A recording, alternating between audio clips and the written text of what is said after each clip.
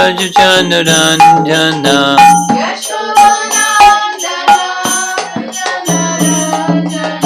Jamuna Tira Vanachari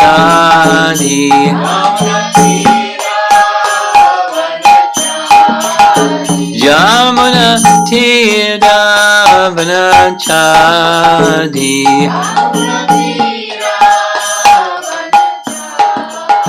Jaya Radha Madhava Kunja Bihari Madhava Kunja Bihari Jaya Radha Madhava Kunja Bihari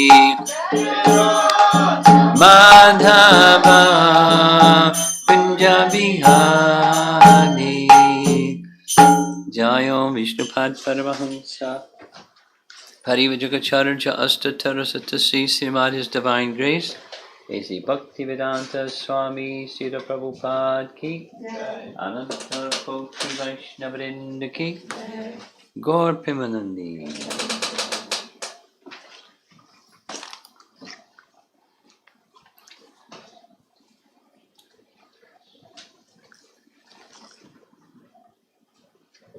There he goes.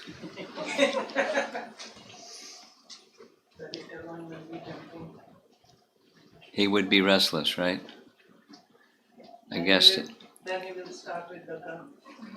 We don't want it. No, I'm afraid of guns.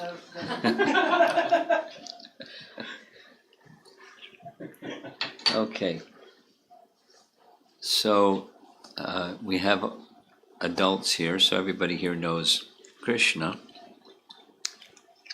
And in the evening classes, we've been discussing, well, lots of nice topics, but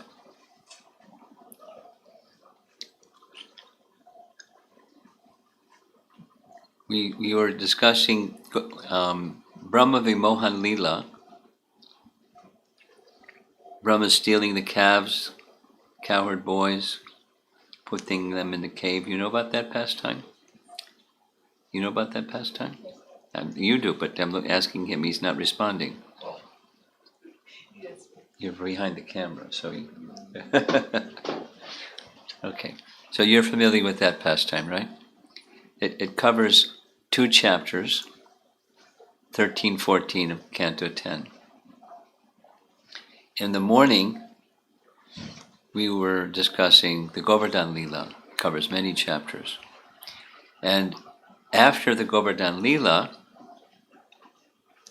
everybody goes back home, and then the elders start going,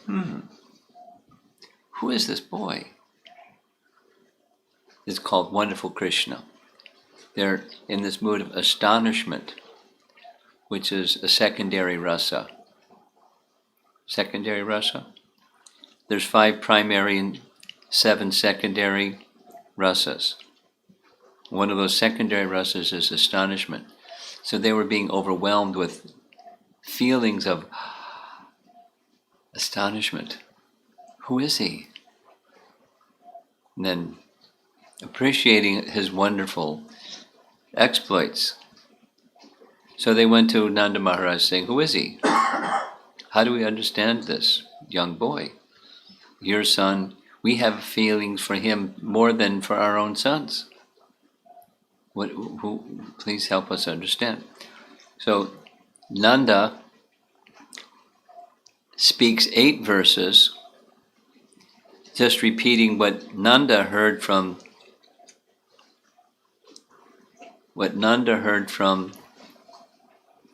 Gargamuni. Gargamuni, I'm going to make sure you're on the same wavelength with the rest of us. Gargamuni is the Brahmana who is superlatively respected as being really good with horoscopes. So he did the name-giving ceremony, and he spoke 8 verses in chapter 8 of Canto 10 that were repeated again in chapter 26 of Canto 10. So Nanda said, this is what Garga said. And essentially, the way that Nanda took it was, he's a jiva that has special powers from Narayan. He's our son. You have affection for him like son, so keep that going. But just appreciate that he has special powers that Narayan invested in him to give protection to us. So Garga said we should give special protection to him. Treat him very, very nicely. And he will bring good fortune to the whole of Vraja. And that's how I understand him, and let's get back to work. So everyone went back to work. So I thought a good place for us to continue after we finished Brahma Vimohan Leela was what happened after that. After this name-giving ceremony, the Namakarana by Gargamuni, what happened in chapter 8. So that's what we're discussing. And one of the things that happened in chapter 8, after the name-giving ceremony, was the childhood pastimes, which are described by our acharyas in this chapter 8 as especially sweet, madhurya. There's 8-10 verses. In his growing, after the name-giving ceremony. So we went back to Braja. Nanda arranged for brahmanas in Braja to do a formal ceremony because this was done in Mathura, in a cowshed, to get off of Kamsa's radar screen so he wouldn't know about it. But it's a nice place for Krishna to have a name-giving ceremony, is in a cowshed, right? So then his childhood activities. So we're up to Canto 10, Chapter 8, Text 25. And the translation reads, when Mother Yashoda and Rohini were unable to protect the babies from calamities threatened by horned cows, by fire, by animals with claws and teeth, such as monkeys, dogs, and cats, and by thorns, swords, and other weapons on the ground, they were always in anxiety, and their household engagements were disturbed. At that time, they were fully equipoised in the transcendental ecstasy known as distress of material affection, for this was aroused within their minds. You're familiar with Nectar of Devotion? Rupa Goswami's writing, Prabhupada translated as Nectar of Devotion? Not yet. Okay. Well, now it's crossed your ears, so one day you'll become a student in Bhakti Shastri, and that's one of the texts that you'll learn. There's 4. Nectar Devotion is a very important one. And in Nectar Devotion, one of the topics is the Rupa Goswami touches on is the different rasas, primary 5, you know what they are? Neutrality, servitorship, friendship, like Arjuna, parental affection, like Mother Jasoda and Nanda, conjugal affection, like the gopis, 5 primary rasas. We mentioned there's one, this astonishment. So now here's another. That which secondary rasas it's like a tsunami. The normal thing is the tide comes and goes and comes and goes. But sometimes the tide doesn't just stop, it just keeps going and going and going. So sometimes secondary rasas, they cover temporarily, eclipse the primary rasas, but it just enhances the primary rasa in the mood of some secondary rasa. And then the secondary rasa subsides, and the primary rasa was there all the time, and it becomes prominent without the secondary rasa mixing or apparently eclipsing. So this is one of those. It's a transcendental ecstasy, but it doesn't look happy, it looks sad. They were feeling distress. But it was an ecstasy that enhanced their parental affection. Vatsalya is the parental affection category. And the translation reads, this is Prabhupada's translation, he calls it material affection. Now, in the spiritual world, in Goloka, there's no material anything. But it looks like, so that like family attachment or parents attached, excessively, obsessively attached to the body, that's material. So they have no material affection. But it looks like, because it's their son and they're the parents, and so they looks worldly, but it's not worldly, it's otherworldly. And it's not sad, it's an ecstasy. But they were feeling it. For this was aroused within their minds. So here's the purport. We heard previously, this is in this morning class, where our acharyas are describing the residents of Vrindavan were feeling helpless in that just seeing Krishna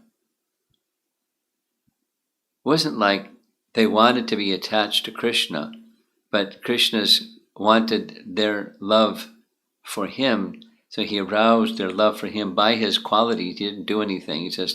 He has these beautiful features and transcendental qualities, and their love would grow and grow and grow. And especially the gopis, they tried to hide or conceal. And the more they tried to hide or conceal, the more it would grow and grow and grow. So, and they contributed, we're helpless. He's doing this. He's attracting us. Oh, we're attracted. So, the affection, similarly, the parental affection, it's Krishna's potency stimulating their affection. On the soul level, they have affection. They want to serve. And their particular rasa is parental love. So he's stimulating their parental love by doing things that would cause them concern. One, he's dealing with some dangerous, parents dealing with dangerous things. The horns of the cows and fire and animals with claws and so forth. So they want to protect, but they couldn't stop him. He just keep playing and playing, and so they were apprehensive, like parents would be. So that's looks material, but it's not. It's an ecstasy because it's in relation to Krishna. And they had household engagements that they would commonly do, and they were religious ladies, and they wanted to do their religious duties, and they had to stand always by the side of Krishna and Balaram, because otherwise they'd be up to this mischief, and then they were neglecting their household duties, and that was another distress and anxiety for them. So here's the purport. All these pastimes of Krishna and the great enjoyment exhibited by the mothers are transcendental. Nothing about them is material. They are described in Brahma Samhita as Ananda Chinmaya Rasa. Chinmaya means spiritual potency. And Ananda Chinmaya is unlimited pleasure. And there was a taste that they were experiencing.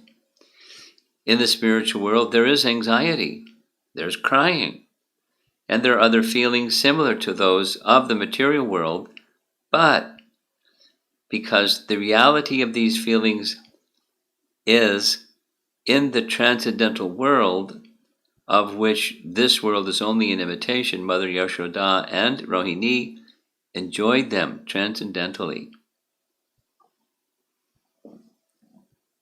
Here's some commentaries, starting with Vishwanath Chakravarti Thakur.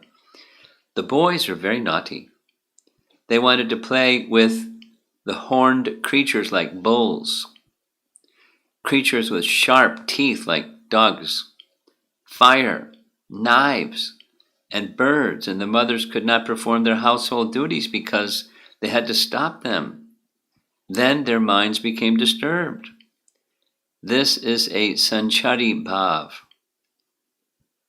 which nourished Vatsalya rasa. So I'm not going to do a nectar devotion class. What is sanchari bhav and this bhav and that bhav? But it's spiritual ecstasies, and this verse is describing a particular spiritual ecstasy. That feeling that they were feeling is a spiritual ecstasy called sanchari bhav. Jiva Goswami writes, when the boys became stronger with age, because the previous verse was crawling around in their hands and knees, the mothers became agitated with prema because of these boys' fickle actions.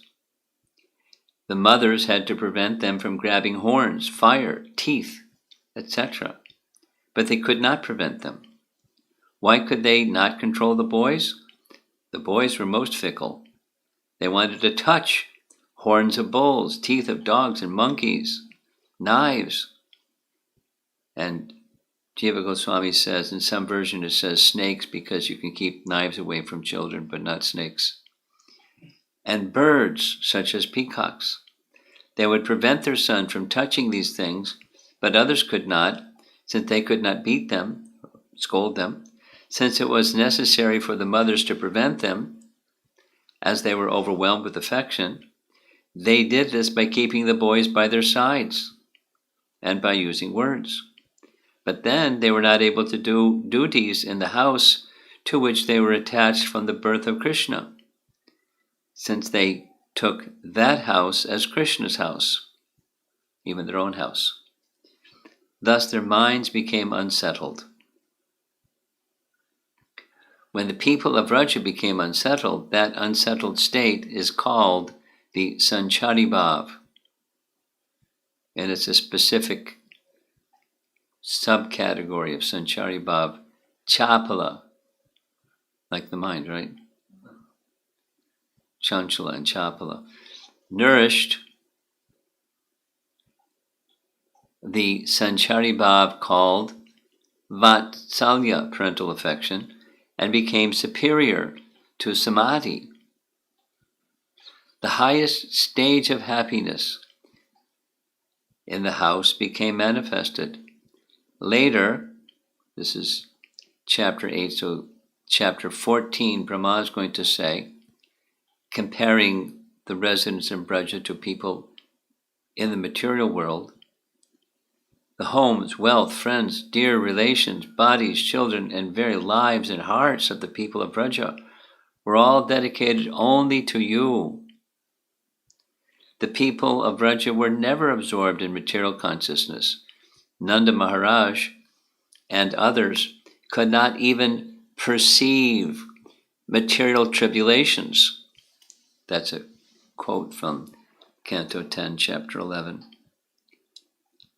Yashoda's ecstasy, bhava, is praised in the next chapter, Chapter 9. Neither Brahma nor Shiva nor even the goddess of fortune, who is always the better half of the Supreme Lord, can obtain from the Supreme Lord, the deliverer from this material world, such mercy as received by Mother Yashoda. From all these verses it is clear that their bhava was most exalted. this is continuing his commentary.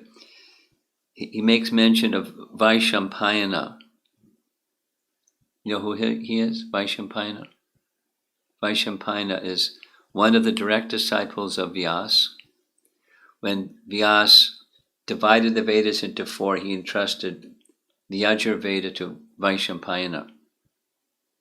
And there's a whole story of one of his disciples and how the Taittiriya Upanishad came to be. Familiar with that story? No? Okay. It's okay. But just Vaishampayana, who is a disciple of Vyasa, also describes the parental attraction of Nanda and Yashoda to Krishna and Balaram. Quote from Vaishampayana. The 2 boys from infancy were like one body, shining like a small moon and sun. They slept together, ate together, dressed together, and nourished their infant emotions together. They engaged in the same activities, like one body in 2 forms. They were absorbed as one child in carrying out heroic feats. They were the same height and acted like humans with divine qualities. Protecting the world, they were disguised as 2 cowherd boys. They appeared beautiful in their pastimes, which were entwined together. They both shone effulgently like the moon and sun in the sky.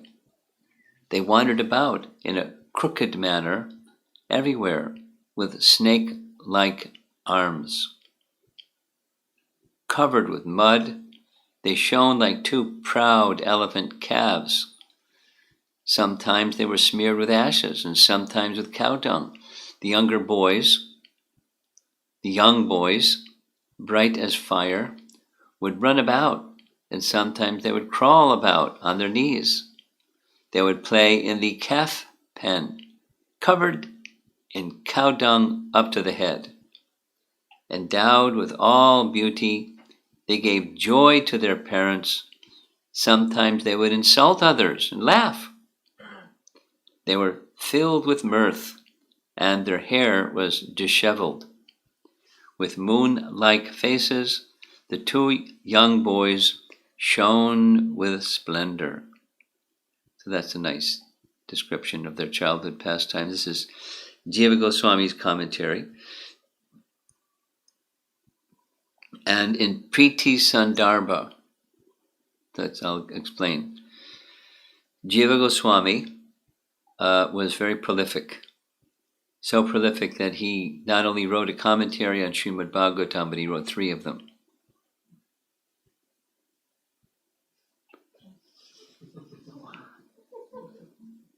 And one of them was like what Prabhupada did, verse by verse for the entire Bhagavatam. Then another one was just in 10th canto, an extensive commentary from 10th canto. What we just read above, that was his 10th canto commentary. And then the third was topic within the Bhagavatam, divided. And there's a certain style, in the style of literature is called the Sandarbha, so it has different parts. And the final of the 6 parts is Priti Sandarbha. So Priti is a word that Jiva Goswami liked, which we commonly use the word prema for. The goal of bhakti is prema bhakti. So he used Priti. So that's the goal of devotional service, Priti Sandarbha. And in Priti Sandarbha, he makes reference to this verse that we just read this evening as an example of the anubhavas of the parental group in Braja. So anubhava is, in simple language, is an ecstatic emotion. Like, woo! Ecstatic emotion, anubhava. So Mother Yashoda and Rohini experienced that, although it looked like anxiety because the parental affection was in ecstasy and anubhava. They worship the Lord for his protection. Here's an earlier chapter, chapter 5. The great-minded Maharaj Nanda gave clothing, ornaments, and cows in charity to the cowherd men in order to please Vishnu. And thus he improved the condition of his own son in all respects. He was thinking, by this I will please Vishnu, and thus my son will have all auspiciousness. With this vow, Nanda performed worship of everyone.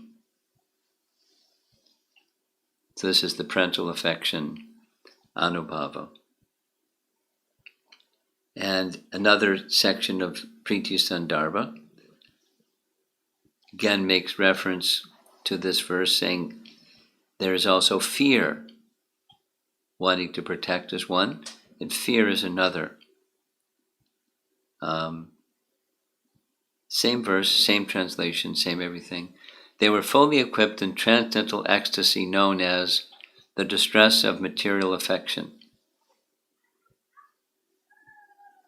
For Lord Krishna's welfare, a devotee in Vatsalya Rasa may worship the demigods or other exalted beings. An example of this is seen in the words of Srimad Bhagavatam 10.5.16. This is Nanda Maharaj giving charity to everybody at the time of Krishna's birth. Here, Nanda Maharaj thought, quote, by these activities Lord Vishnu will be pleased. When he is pleased, then good will come to my son. Thinking this way, Nanda properly performed these activities of worship. That is the meaning. Natural with the childhood pastimes, there's a certain group of the residents of Vrindavan that are most stimulated, and that's the parent group. In this section, there's not a lot said about the cowherd boys, but of course that's another group, the cowherd boys, and that's going to come later in this chapter. You'll see, it's interesting. So I'm going to cover one more verse, and that's text 26. Oh, King Parikshit. This is Shukadev speaking to the king.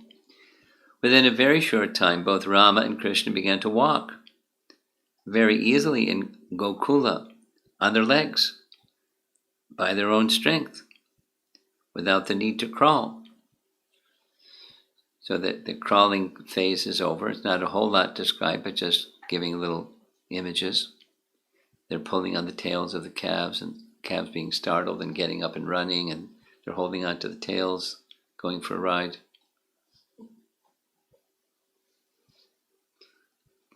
Purport: instead of crawling with their knees, the babies could now stand by holding on to something and walk little by little without difficulty by the strength of their legs.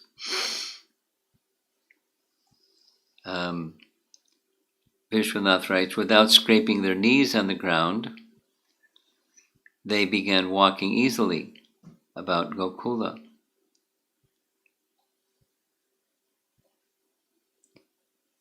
Jiva Goswami says, out of eagerness to describe everything at once, Shukadev, after quickly describing the first part of crawling and walking pastime, begins to describe the last part, impelled by remembrance of the sweetness of those later pastimes. In just a little time, the boys were able to walk around Gokula without rubbing their knees on the ground because of extraordinary intelligence and strength. They did this easily because of their strength. O Parikshit, sage amongst kings, you have understood the sweetness of these pastimes, just as I have. Some similar, without scraping their knees.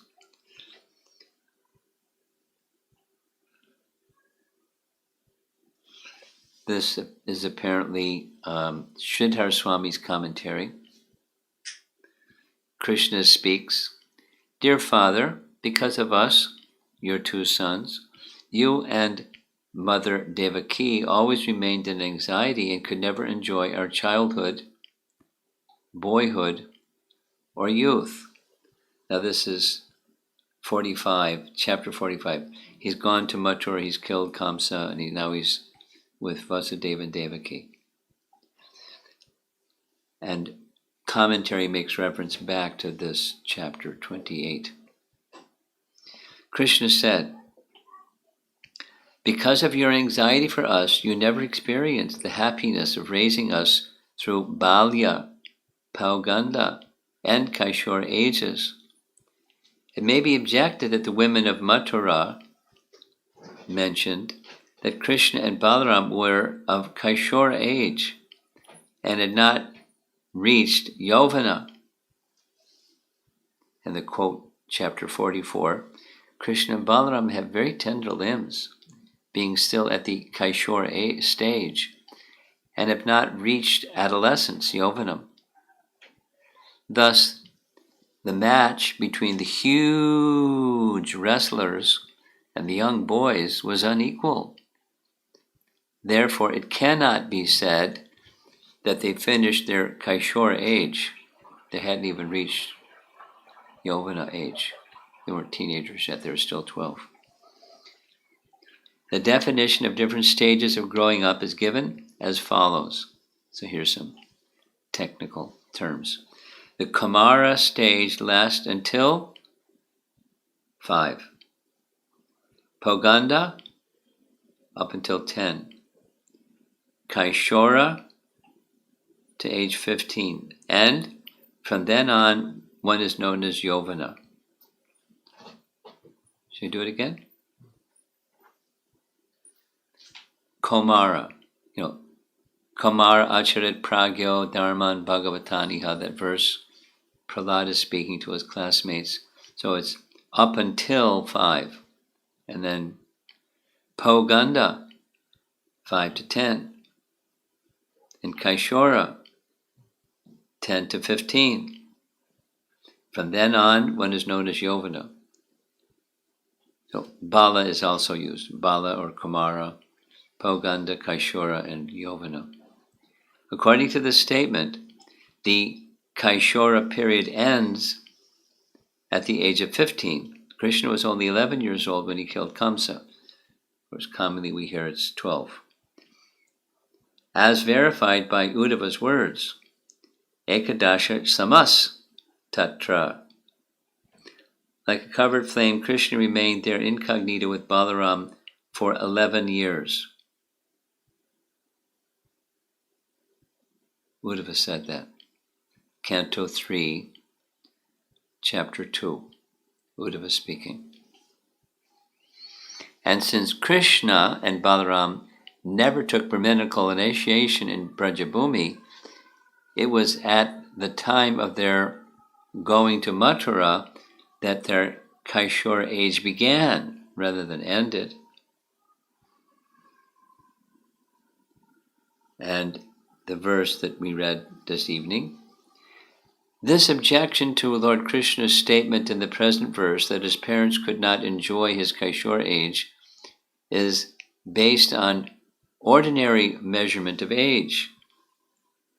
Yet we should consider the following statement of the Bhagavatam.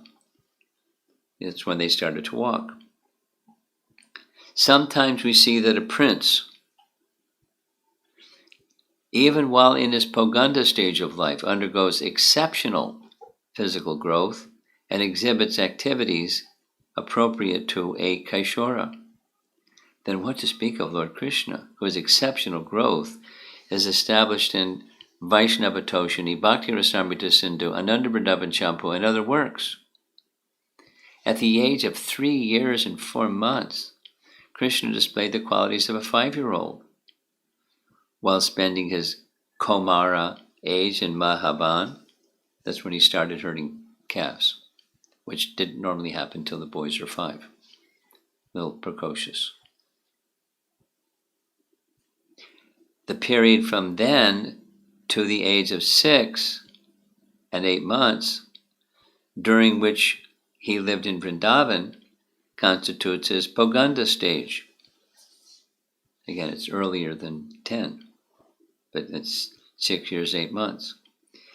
The period from the age 6, 8 months through his 10th year, during which time he lived in Nandishwara or Nandagram, constitutes his Kaishora age. And then he left Nandagram.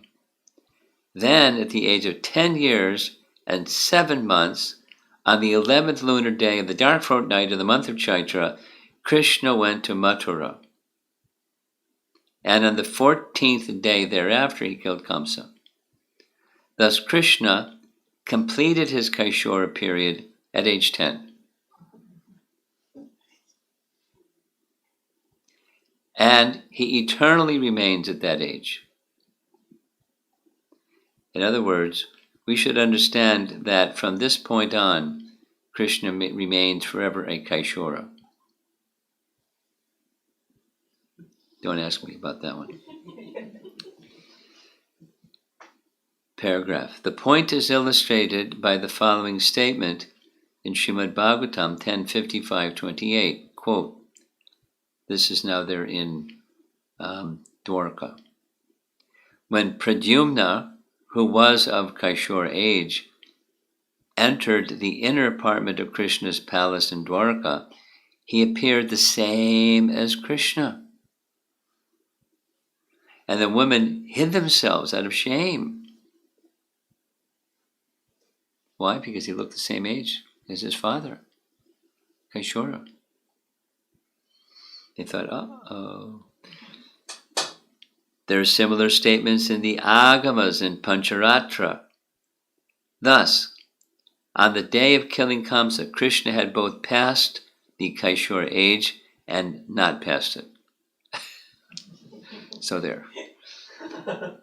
By this explanation, there is harmony between Krishna's statement in this verse and that his Kaishora age had passed, and the statement of the Mathura women that he was in his Kaishora age.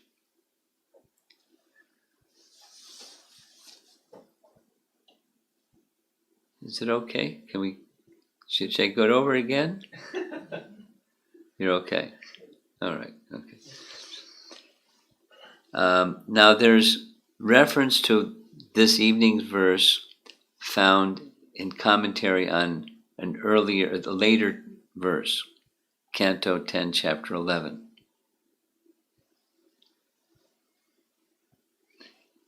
Translation of that commentary, Jiva Goswami. In this way, Krishna and Balaram, acting like small boys and talking in half-broken language, gave pleasure to all the inhabitants of Braja. In due course of time, they became old enough to take care of the calves. Paragraph. The sequence of events in Mahavan, according to age, is as follows. Killing Putana, breaking the cart, Shakatasura, name-giving ceremony, crawling, walking, killing Trinavarta, first showing the universal form,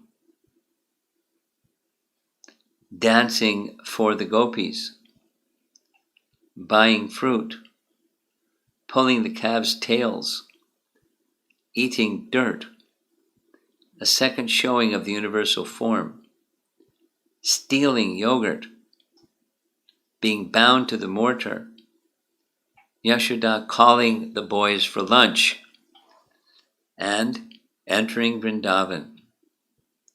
Now, the pastimes in Vrindavan begin. They please the people of Vraja by their childhood actions and charming speech, as previously. They began herding the calves. The two ended their Kumara period at the age of 4, though normally it ends after 5. For it is said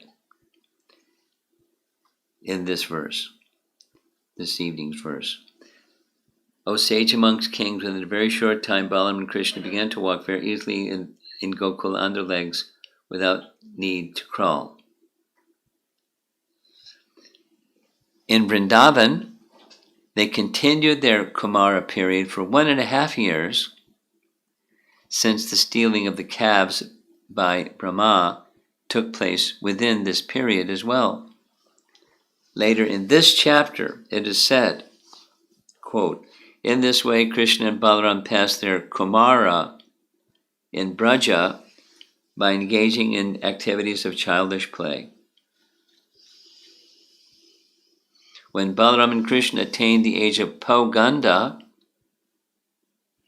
while living in Vrindavan, the cowherd men allowed them to take up the task of tending cows. So when he was 4, he started herding cows.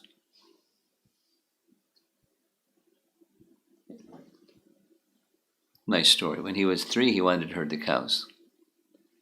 So he asked Mother Jasoda. She said, do you know how big the cows are? You wait a while, grow up, and you can take care of the cows. That's so nice, thank you. But he was very determined, so he went to Nanda. And he petitioned Nanda. And Nanda, a little later, he was determined. So Nanda made a deal that you can herd the calves. But we're going to have a big festival to honor your taking part in the family business. So they had a big festival, and everybody came and gave gifts to Krishna to go take care of the calves. And somebody gave him an umbrella, and somebody this and that, and buffalo horn and flute, and got his first flute. Mother Jasoda had 2 gifts, a white umbrella and shoes, because he was barefoot, village boy. And Krishna refused. And Mother Jasoda was, why? Because we're going to take care of the cows, and we can't wear shoes if the cows don't have shoes. So if you make shoes for every one of Nanda Maharaj's calves, then I'll wear those shoes. You have to make an umbrella too for each one of the calves. So it doesn't say what happened after that, but he was given charge of the calves, and then sometime later the cows.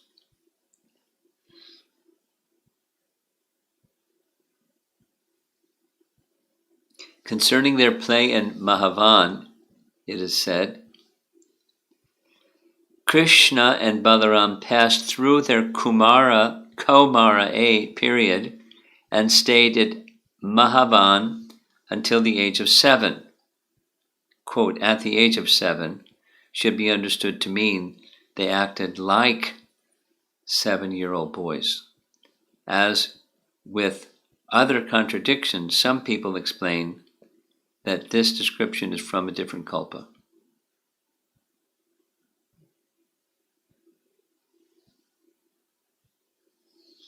So here's another commentary on Krishna's having entered into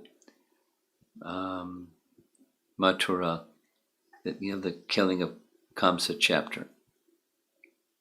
Krishna said, dear Father, because of us, your 2 sons, you and Mother Devaki, this is speaking to Vasudeva, you and Mother Devaki always remained in anxiety and could never enjoy our childhood, boyhood, or youth. Krishna addresses his father first, since he is more prominent, Vasudeva. He addresses him as father to arouse within him paternal affection, since Vasudeva did not have strong affection because he had knowledge of Krishna as the Lord.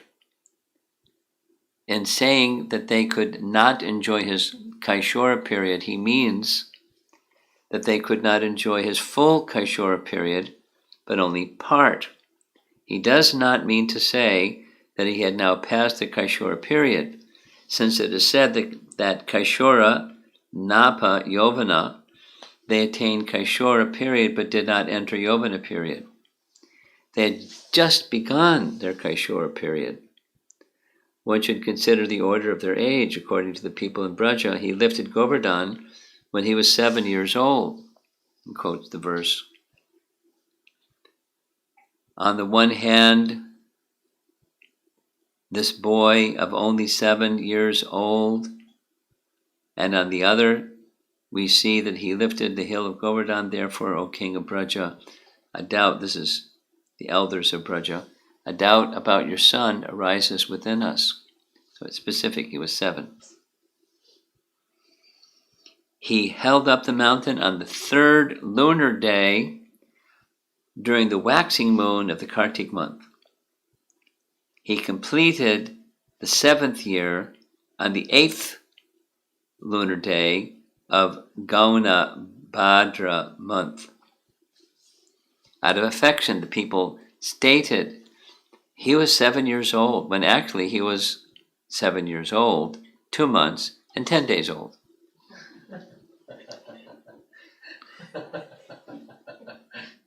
Taking that date as a marker, one should calculate the age at which he performs the previous pastimes. One should also consider the following statement and the example of quick development seen in a prince. Really comprehensive, huh? Oh, King Parikshit, this is our verse for this evening. Within a very short time, both Balaram and Krsna began to walk very easily in Gokula on their legs by their own strength without the need to crawl. Therefore, it was not impossible that Krishna lifted Govardhan when a little over 7 years old, since he was, moreover, the Supreme Lord. He killed Trinavarta when he was only 1 year old. Damodar month pastime took place at the beginning of his 3rd year, during the Kartik month. Some days after that, they went from Gokula to Vrindavan. After 2 or 3 months, Krishna began herding the calves. While he's still 3. While herding the calves, he killed Vatsasura, Bakasura, and Vyomasura.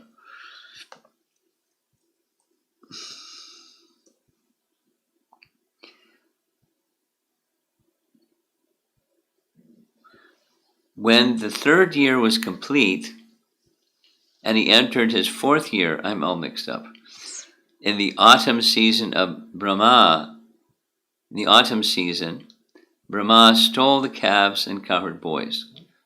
So as he entered his 4th year in the autumn season, Brahma stole the calves and cowherd boys. He entered his Poganda period at that time. There's some typing errors here. However, not to confuse things, from Canto 10, Chapter 12, O great sage, how could things done in the past have been described as being done at the present? Krishna performed the pastime of killing Aghasura during his Kumara age. How then, during his Poganda age, could the boys have described this incident as having happened recently? So they described the event before it happened. Thus, because of the theft, there was delay in Poganda manifesting. Poganda age appeared when Krishna was 5 years old. He began herding the cows on the 8th lunar day of the waxing moon of the Kartik month. In the summer of the 5th year, he subdued Kalia. In his 6th year, he had fun herding the cows. At the beginning of the 7th year, he entered Kaishora period. At that time, he killed Denuka on going to the forest of ripe tal fruits. That evening, the gopis showed first signs of love for him. And here's the description, chapter 15. With their bee-like eyes, the women of Vrindavan drank the honey of the beautiful face of Mukunda, and thus they gave up the distress they had felt during the day because of separation from him. The young Vrindavan ladies cast sidelong glances at the Lord, glances filled with bashfulness, laughter, and submission, and Krishna, completely accepting these glances as a proper offering of respect, entered the cowherd village. He keeps going. He's like really into finding out the ages of everything. The pastime of subduing Kaliya and killing Denuka are narrated out of order. In the summer of the 7th year, Pralamba was killed. During the Ashvina month of his 8th year, he played the flute. During Kartik month, he lifted Govardhan. So in his 8th year, although it's commonly said 7. This is when the inhabitants exclaimed that he was only 7. He quotes the verse. His father, afraid of Kamsa, brought him to Braja, and for 11 years he lived there with Balaram like a covered flame. Canto 3, Chapter 2. This is Uddhava. He's piecing all these statements and trying to make sense out of it. At the beginning of his 8th year, on the 11th day of Kartik, waxing moon, he was bathed and given the name Govinda. On the 12th day, he went to Varuna's kingdom. On the full moon day, he immersed the inhabitants in Brahma Hrida. It's showing the elders the Vaikuntha realm. That's what this Brahma Hrida. It's a lake of Brahman. During the winter season, he stole the gopis' clothes, since this is mentioned in Varaha Purana. In the summer of his 8th year, he gave mercy to the wives of the Brahmanas. In his 9th year, he performed the rasa dance. He went to Ambika Vana during Shivaratri. On the 14th lunar day, he killed Shankachuda. In Palguna month, in his 10th year, he performed pastimes as he pleased. He killed Arishta on the full moon of Chaitya month when he was 11. He killed Keshi on the 12th lunar day of Gona Palgun. On the 14th day, he killed Kamsa.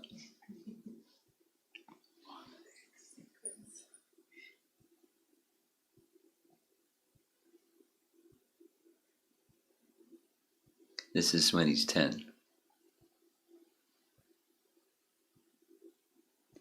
He was not only actually 12 years old at that time, but 11.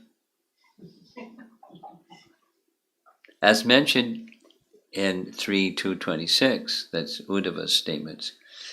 At the end of his 9th year, he entered full Kaishora period. He does not age beyond this period.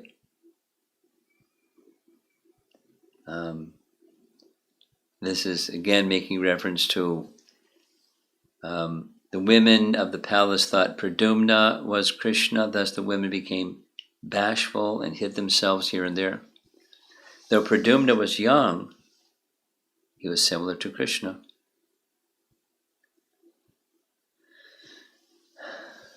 I think we're going to have to end. It goes on.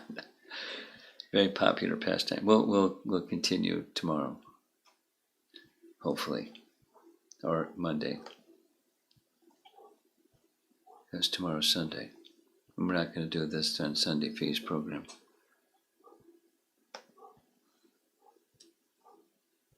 So compliments of our great acharyas who really did their homework, and they didn't have computers.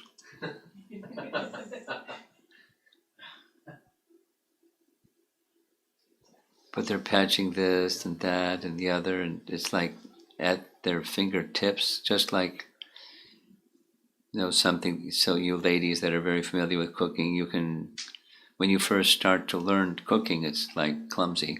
But after a while, it's just, some of this and some of that, and off you go.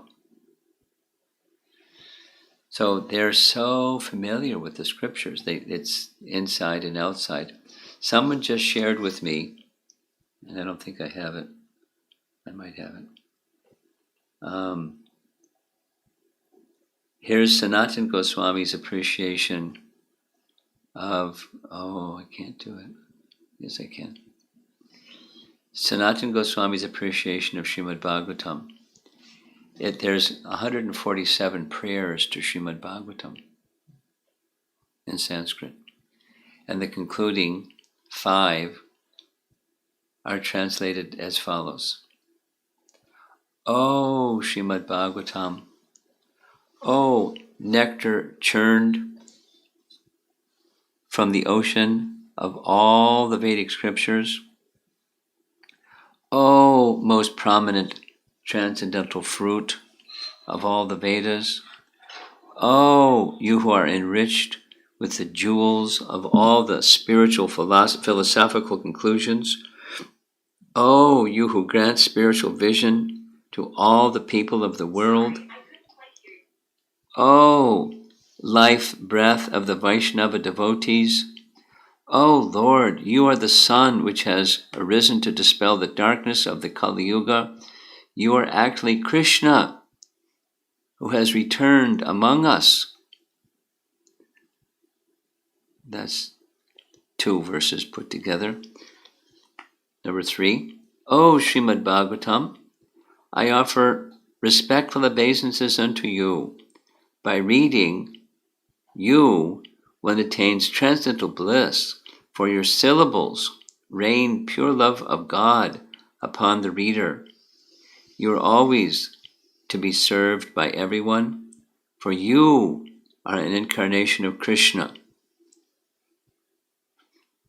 Number 4, O Srimad Bhagavatam, O my only friend, O my companion, O my teacher, O my great wealth, O my deliverer, O my good fortune, O my bliss, I offer respectful obeisances unto you. And 5, last one. O Srimad Bhagavatam, O giver of saintliness to the unsaintly, O uplifter of the very fallen, please do not ever leave me. Please become manifested upon my heart and my throat, accompanied by pure love of Krishna. And that's, 147th verse of verses glorifying the Bhagavatam. He loved the Bhagavatam, and I think the Bhagavatam loved him. And I've added this to a section where the Bhagavatam and Krishna are the same. I mean, there's this classic reference from the Padma Purana that says the first 2 cantos are his lotus feet, and the next 2 cantos are his legs, and next 2 cantos are his waist, and so forth. So they're parts of the body of Krishna, and the Bhagavatam is the form of Krishna, a literary feature, but the form, just like the deity form, the literary form, the name form, Vacha and Vachaka. This, the name called in the form of the name, the form of that sound vibration. So the Srimad Bhagavatam here, you are actually Krishna who has returned among us, or you are an incarnation of Krishna, literary incarnation, a literary form of Krishna. So we're just, associating with Krishna through sound. And then, of course, our acharyas are helpers. They're agents of Krishna to assist us to enter into the sound vibration properly.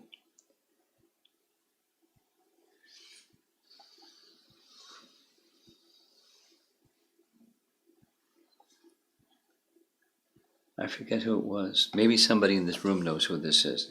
Somebody was sharing with me a devotee somewhere in South India has a mother who loved Srimad Bhagavatam in her native tongue. She read Srimad Bhagavatam many, I don't know, hundreds of times, again and again and again. She just loved Srimad Bhagavatam. She lived with Srimad Bhagavatam. Then her daughter became a Hare Krishna devotee. And so her mother was gifted by their Hare Krishna devotee daughter a Srimad Bhagavatam BBT Prabhupada, purports, the Bhaktivedanta Book Trust version in her native tongue. And although since her childhood she's been reading every day, she shared with her daughter-in-law, now for the first time I'm understanding. Without the Bhaktivedanta purports, how are we going to understand? The answer is we won't. There's benefit for sure, but not the same. And I've been a little reluctant, more than a little reluctant, to continue with this procedure of just reading commentaries. The reason being, newer people may think, oh, I don't want to just read Prabhupada's Bhaktivedanta purports. I want to read so many other things and get clobbered over the head with reading so many other things. So I've been more than reluctant, but reading Prabhupada's purports. Now these later chapters, they're not Prabhupada's purports. After chapter 13, it's his followers, and his followers, in many cases, most cases, followed the mood of our founder Acharya, which included making it, putting the message in current context of the world and the challenges of Kali Yuga and so forth. Not so much just like relishing the nectar of the words and different phrases and things,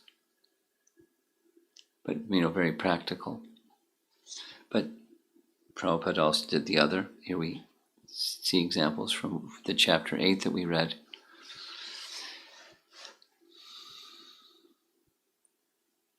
For me, because I am familiar with Prabhupada's writings, it makes me appreciate what service Prabhupada did for everybody to take these very elevated teachings, bring it to the world that knows nothing, in language that's quite simple and accessible.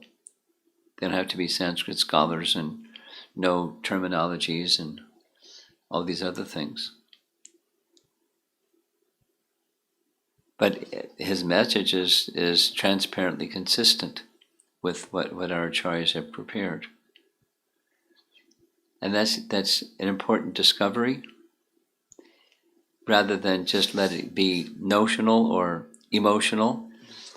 It's factual, because there's many generations that span over these commentaries, because many times they refer to Sridhar Swami as even before Chaitanya Mahaprabhu. And then Chaitanya Mahaprabhu and his immediate followers, the Goswamis, and then a few centuries later is Vishwanath Chakrabarti Thakur, and then others. So there's time, place, and circumstance, audience considerations, but the message is the same message. The language is current. The audience is for a particular audience, like Jiva Goswami's audience was for more scholarly people, and Sanatana Goswami is for more everybody, but with the same, the little softer, in on the scholarship department, but and not all the rigors that Jiva Goswami was keen to do, knowing the audience he was addressing. They would object to anything, so he didn't give them any wiggle room. Anyway, I appreciate this exercise. I'm sure at some point I'm going to stop it and we'll do something else. But it's nice.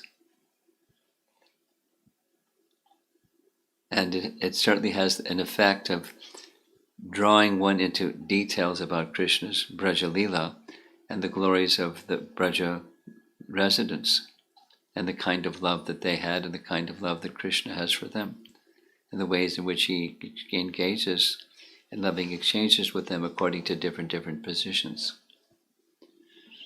Very sweet, very inspiring. So let's see if there's some discussion. Yeah. I meant to read just one verse and I got carried away and read two. And the second one was really long, so. Well, it was very nice. Huh? It was very sweet and nice. Yes. So, Guru Maharaj, lately, because of internet or access to so many other books being translated by other Gaudiya Vaishnavas, sometimes even those who are in ISKCON, they like to read books or commentaries made by other Gaudiya Vaishnavas, and I've been asked what's wrong to read those commentaries. While we are chaste to Prabhupada, what's wrong in reading other Gaudiya school books? How can I respond to something like that? Well, Shivaram Maharaj wrote a little booklet, Shiksha Outside of ISKCON. And so if you don't have a copy, I can provide you with a copy. I've not read that. Okay. And, it was during a period of time in ISKCON where it was like, it was a fashion. Without naming names, it was a fashion. And so in summary, I could just say 2 or 3 things. The way that Srila Prabhupada was uniquely empowered, don't go away from that. Others don't have that same Shakti and mercy and the gift of bringing you to Krishna, so don't go away from that, although it's interesting and so on and so on. Another reason is that there's always going to be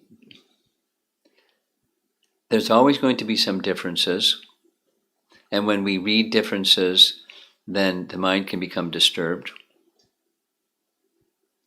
And third reason is, these are lesser reasons than the first reason.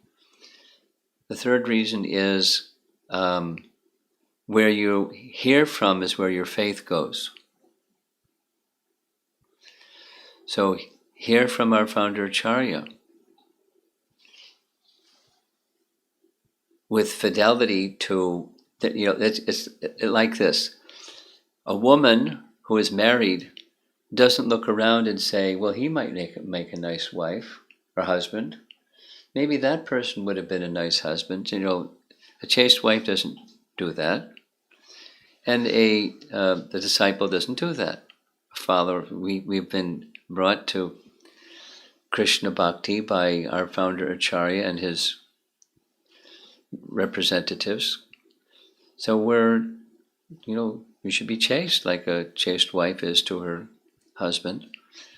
And then fine, there's other nice husbands out there, and that's okay.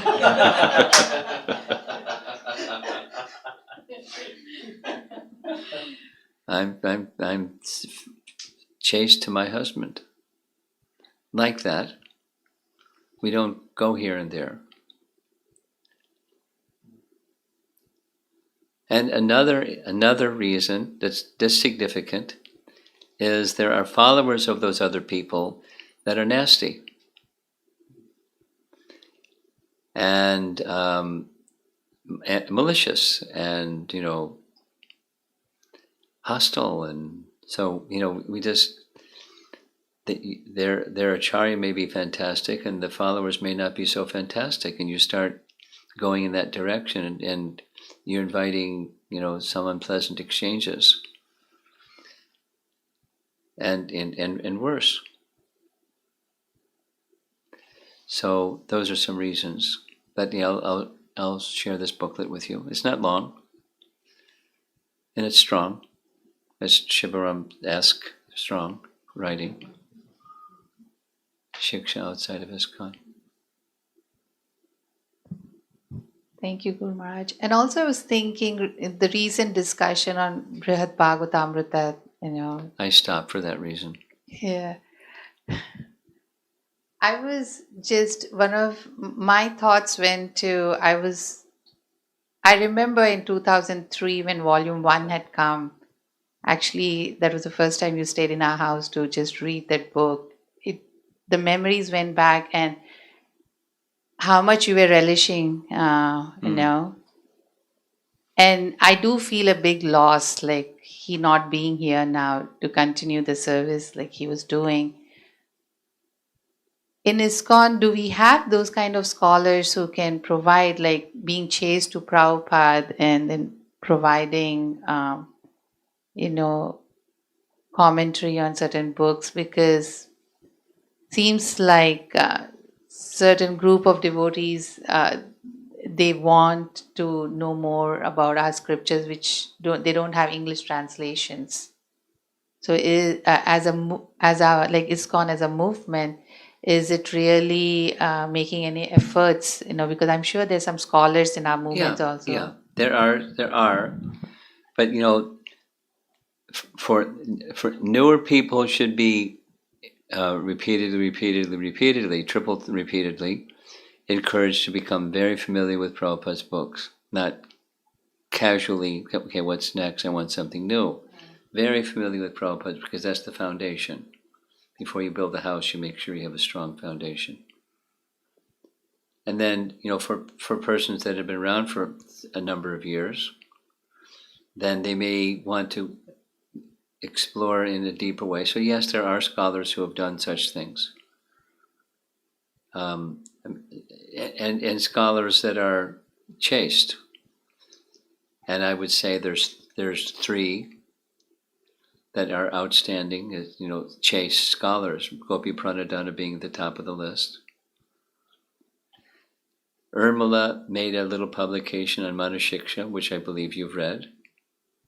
And, she's chaste to Prabhupada, and she's not just Urmila's Uvacha, it's others who have, I haven't read it, but I plan to one day, one of these days, read and speak it. Then another is just like Sarvabhavana is a Bengali translator of writings of Bhaktivinoda Thakur, and I find his translations are, his language is a little elevated. He uses terms that you have to look up in the dictionary. They're not regular, even literary terms. He's a refined person, language-wise, linguistically wise.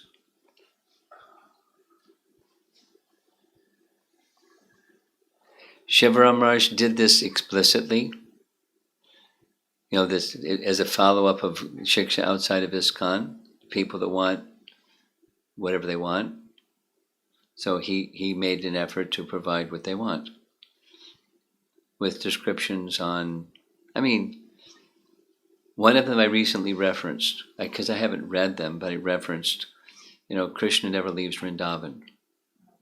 Somebody was asking that, so I just cut and pasted.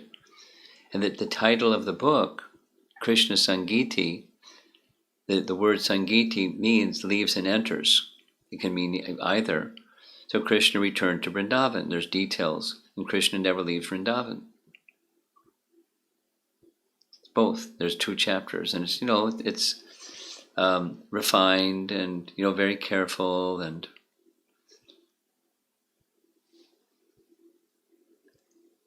but it's not a bread and butter.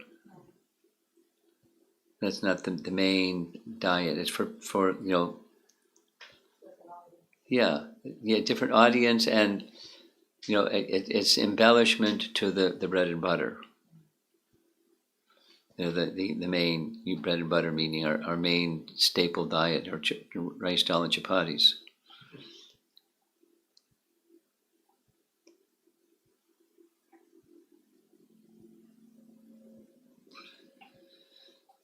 it's the apple pie, every couple of weeks.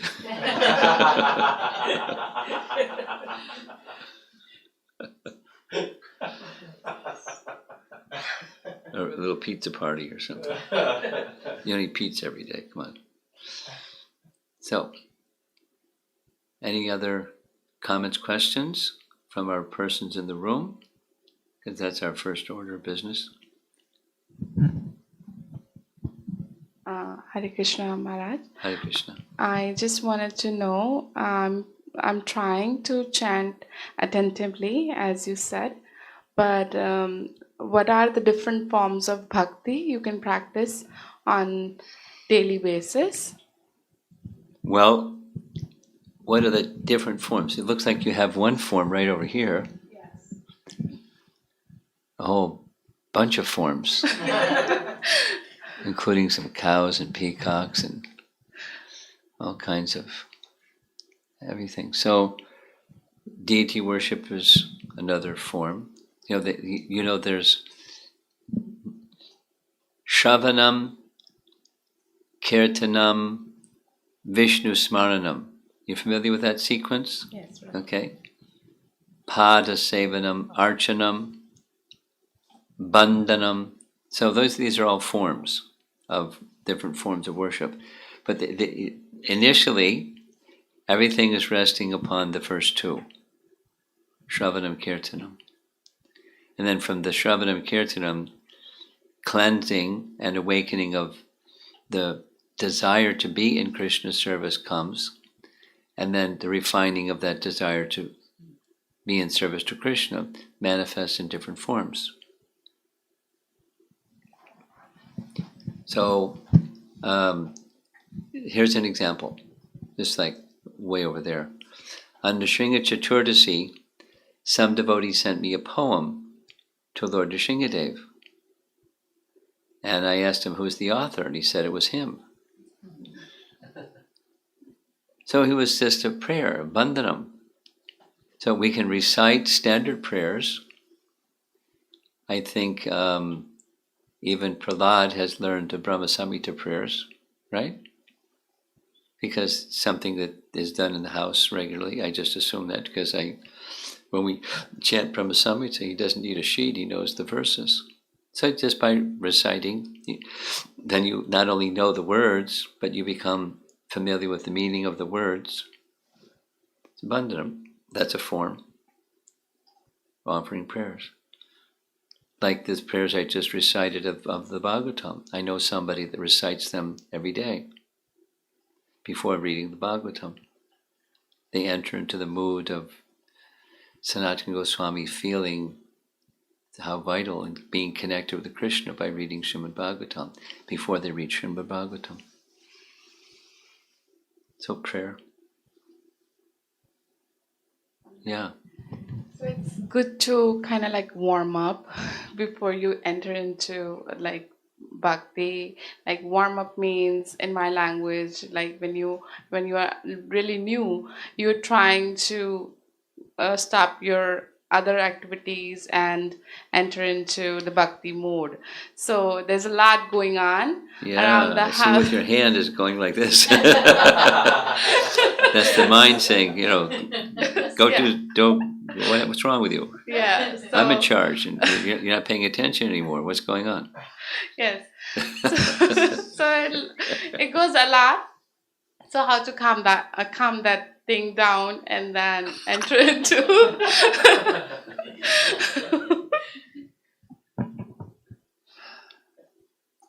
Well, a really nice example is cleaning.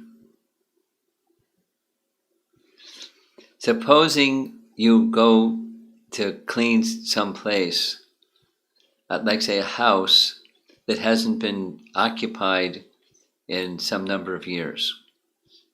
It's a nice house, but it's not been maintained. And you start to clean. Whew. Dust is flying in all directions and you can hardly breathe and you're like, where's my N95 mask here?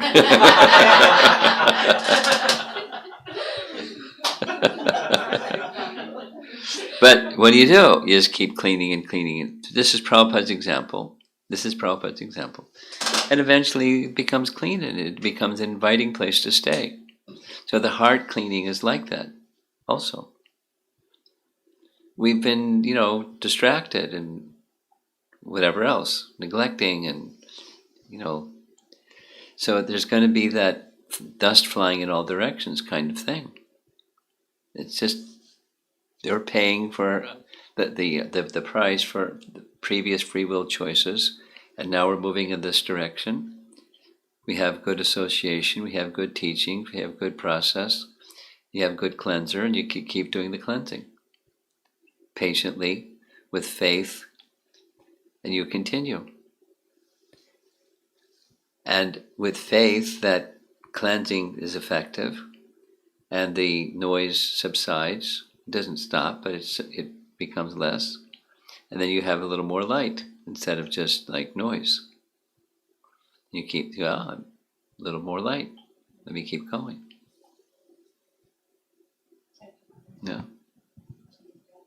Okay, we have some online questions. Any Madhumago? No? You're speechless. That's news. I had a similar question regarding the. In my mind, I was thinking about loyalty. That's what came. Loyalty, fidelity, sure. Yeah. So Chastity. chastity, fidelity. I was thinking that, especially as newcomers, as carefully being nurtured and trained, we get used to hearing from certain devotees Yeah, that's certain, good. That's good. And I also understand that a part of maturity is that there can be variety and diversity and accepting. Well, there's boundaries too. So, as is it a matter of maturity that you can hear different things but still discern that this is what I can take? And Well, yes and no.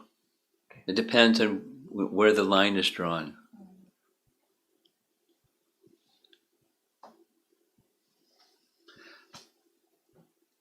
Keshava Bharati Maharaj, you know his name? I heard. Okay. He's an interesting person. In short, Keshava Bharati Maharaj speaking. I've edited maybe 12 different books, and he listed the books. This one, that one, the other one, the other one, the other one. I'm at the stage now where I only want to read Prabhupada's books. I'm not interested in reading other things because everything is there in Prabhupada's books.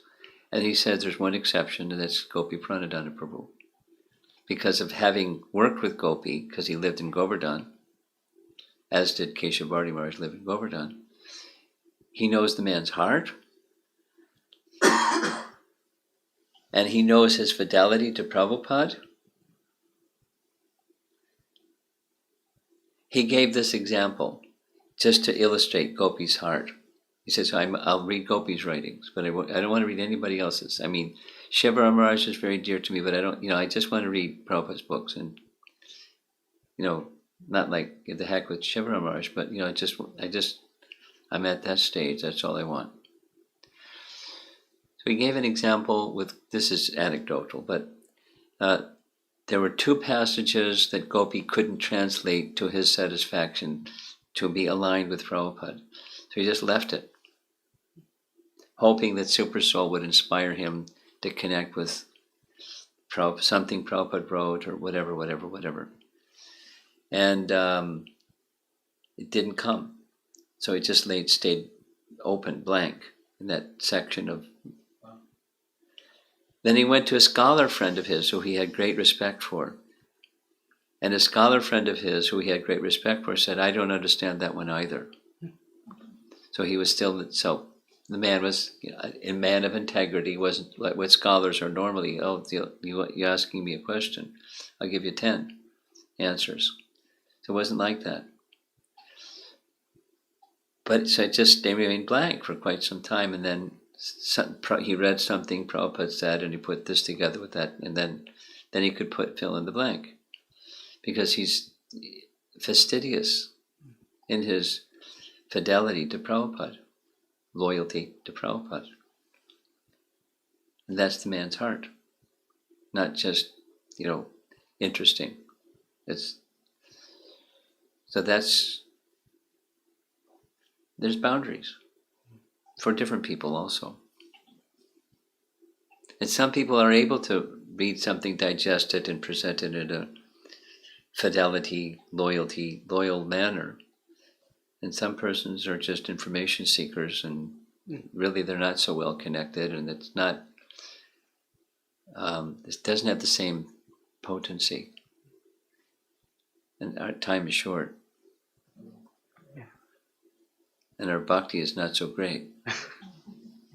You want to be careful. Okay? Yes, thank you. Yeah. This is from Neeraj Bhatnagar, Prabhu. We're already at 8 o'clock, by the way. We've gone for an hour and a half. I'm not complaining, I'm just timekeeping. Sure. Although time is absent in the spiritual realm, who spends most time with Krishna in Vrindavan? His friends, parents, or the gopis? Balaram.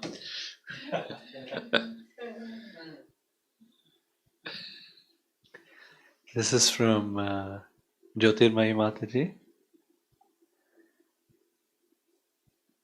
You were sharing about the story of the devotee's mother reading Srimad Bhagavatam all her life. In the same way, I have a couple of friends outside of ISKCON who love to recite Bhagavad Gita but reluctant to read translation and purport. From their perspective, they feel reading the verses in itself has its potency. How to slowly emphasize to them to read the translation without ruining the relationship? Prashadam.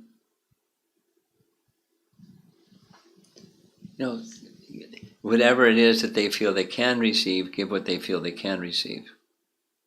And since, she's really good in music, then she can involve them in music. And through that relationship of having involved them in music, she can then, read something aloud. I want to share something with you that I really was really inspired by, or something like that. Little drops here and there, strengthened by their relationship. This is Rama Raghava Prabhu. You elicited, are reading Krishna's pastimes and relishing them. I do make an effort to read, but the reading becomes an information gathering exercise. What can be done to make reading more relishable? Well, I invite Ram Raghava to listen to the recordings From the Heart, and hear it multiple times so it goes in your heart instead of information. And that will give you some keys on how to go more from the heart and less just information gathering. It's a conditioning that we all have been trained in at the modern education system. It's information oriented and not heart oriented. So that the bhakti process it's more than information. It's how to get closer to Krishna, but it's not just information. So that's a suggestion. And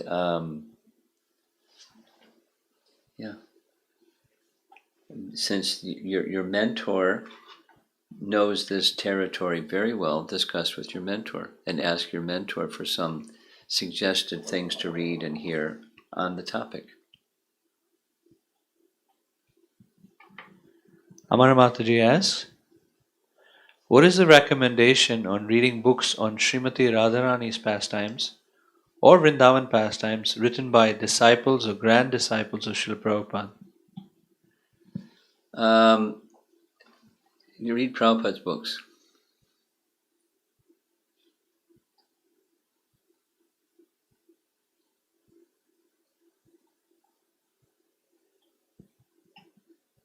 This is from Rupalas Prabhu. On Radhastami, you can read some of those.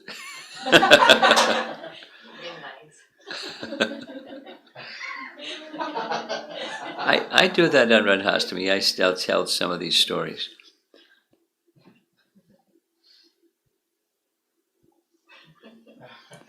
But better than Prabhupada disciples or disciples of Prabhupada disciples is our acharyas, and that's that's the purity is 100%.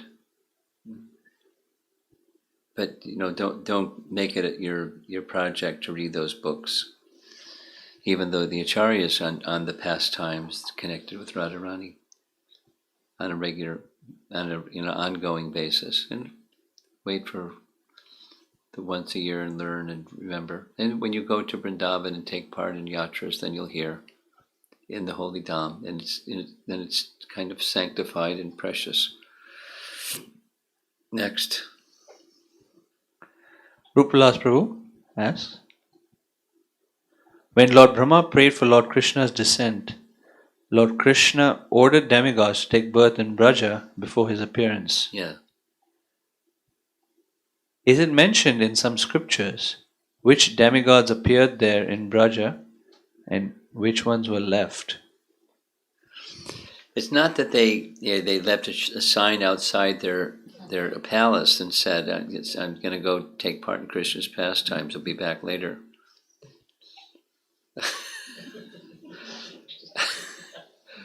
The explanation is that partial expansions of them descended and entered into the personalities who are associates of Krishna. And when Krishna's pastimes were completed, those partial expansions returned to their origin. There's details describing what I just said, but for example, Drona and Dara, you can find lots of information in Prabhupada's books about Drona and Dara. Read about it. You get a sense of what I just said by Drona and Dara, and others similarly. This is Prakash Govindam Prabhu. Is it okay to tone down the directness of some of Srila Prabhupada's commentary when sharing with specific persons Yes. whose conditioned nature I know well? Yes. For example, demigod's position and Yeah. worship. etc. Well, it's not just you tone it down; you just may pass it over until you have the relationship that they're ready to hear. So you can be selective, sure, with new people that they have sensitivities. Lingaraja Prabhu asks, when we say inattention to chanting is the root cause of all other offenses, does that mean attentive chanting will make it easy to overcome other offenses? Yes. If so, Namabhas stage or the transition stage is just attentive chanting? That's the root of the transition stage. It has the root has branches and leaves and twigs and fruits and flowers, but that's the root. Is that it? Okay. Over your shoulder. Hare Krishna Maharaj. Hare Krishna. Maharaj, I am little confused No. between chanting and japa. Like in both cases, we are chanting holy name and we are chanting the name of Supreme Personality. So chanting and chanting. What's your question? Like Kirtan. I know what he Yes. means. I'm just asking, what's your question? Question is like I'm on work and I'm driving, and while driving also I'm keep on chanting. Kirtan. Okay, that is Kirtan. Well, what do you do? It depends what you're doing. Whether it's Like- what's your question? I'm not clear. Are you clear what your question is? Yeah, like confused between Kirtan and chanting, japa. Okay, so be now specific. With one's musical and the other's not. So now, what else do you want to know? What's your question? I'm not clear what your. Question is, he wants to know that is counted as a chanting. It's chanting. It's a chanting, but It's not your 16 rounds, but it's chanting. yeah. That's the question. Like Oh, that's the question. yes, is Oh. the kirtan is japa? He works Yes. as a lift driver and he's chanting while driving. Sorry, Uber. So is that can I count that as japa time? That's what you're asking. Yes. Oh, that's a clear question. Like so, sometime I'm driving with the I'm free. I will be on my beats, and Is that in between riders, or is while you have a rider in the back seat, or both? Both. Okay. So I never listen to the music. So I just put Okay. the japa Okay. kirtan CD on, and Okay. they also listen kirtan, and I also Okay. listen. Kirtaniya sada hari. Sada, always. Kirtaniya sada hari. So your vow, your vrata, to chant certain number of rounds per day, whatever that number is, it's not while you're driving. You can chant while you're driving. That's not your vrata for chanting, because it's kirtaniya sadahari. What are you going to do? Your driver. But you can. How do you kirtaniya sadahari? Fortunately for you, you're not sitting like he, at a cubicle somewhere. If you're chanting in the cubicle, excuse me.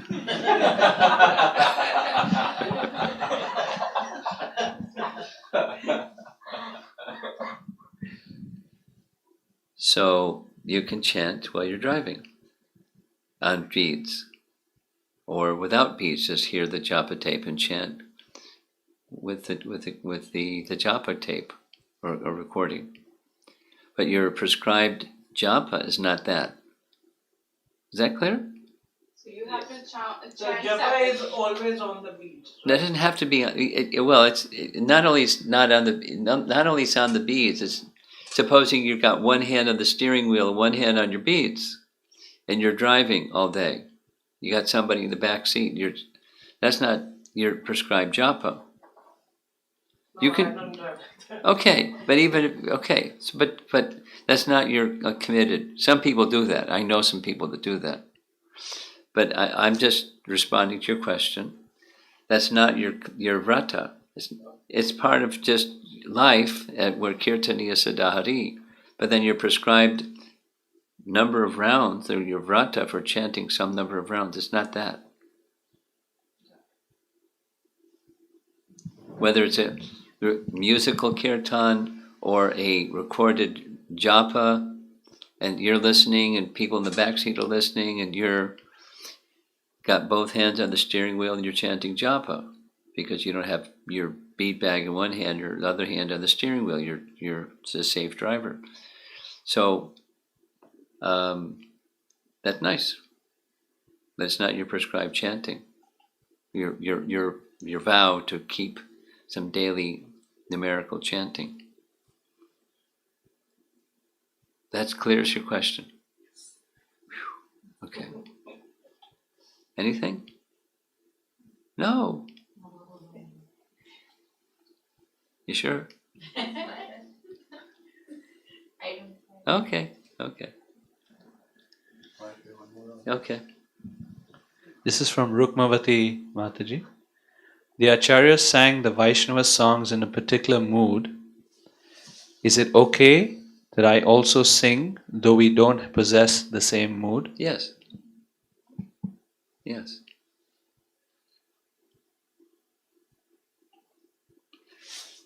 Srila Prabhupada ki jai.